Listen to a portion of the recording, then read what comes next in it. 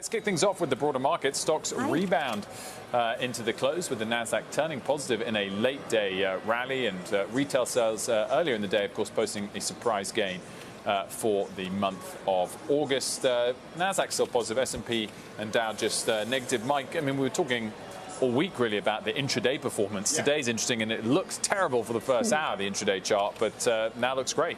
There has been a selling opportunity and a buying opportunity in almost every trading day. And that shows you there's a little bit of it's an apprehensive market where you have people who recognize that we've kind of broken stride a little bit. It's no longer the automatic grind higher that we got used to some degree, but also a very familiar cadence of a 2-3% pullback, once a month, it seems, and it's always paid to be on the buy side. Whether we front ran that a couple days ago or not, it does seem as if tactically the market didn't want to go down much below 44.50 and stay there on the S&P. Tried it 3 times this week. Stephanie, I want to get your take on the retail sales numbers that Wilf mentioned there. Some economists said, look, you got to look at those details, and some of those details are a little worrisome. We're buying more online. We're buying more food and beverage to stay and cook at home. Maybe we're afraid of the Delta variant, which may not be so good for this economic reopening. Do you see that, or do you just see it as a pretty good read, much better than what we were expecting for retail sales, regardless of maybe the composition that some economists are pointing to? I thought it was a really good number, Courtney. I mean, look, the consumer, as you know, is 70% of the economy, so it's super important to keep your eyes on every data point. And if you look at the retail sales numbers on a year-over-year basis, up 15%. Ex-auto up about 16.2%.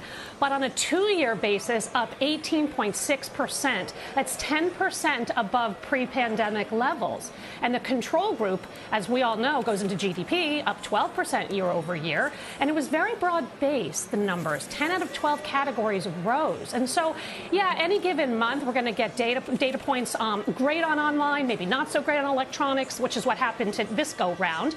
Maybe it reverses, but the numbers are the numbers, and they are very strong. And the consumer is doing well because wages are going higher. They have a nice savings rate, about 10% in savings, so they have money to spend.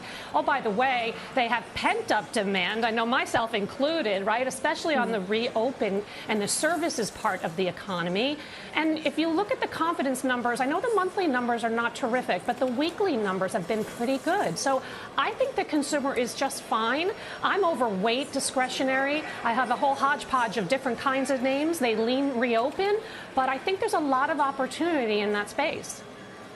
Yeah, Stephanie, I don't know about you, but I've never really decorated before for Halloween. But this year I felt like, should I buy some stuff? I feel like I should buy some stuff. And I almost did. I didn't. I held back. But maybe other people are feeling like me. You got to get the baby an outfit for sure. I mean, you got to have a scary little boo in your house, I think, if you're me. I got to get some stuff. Well.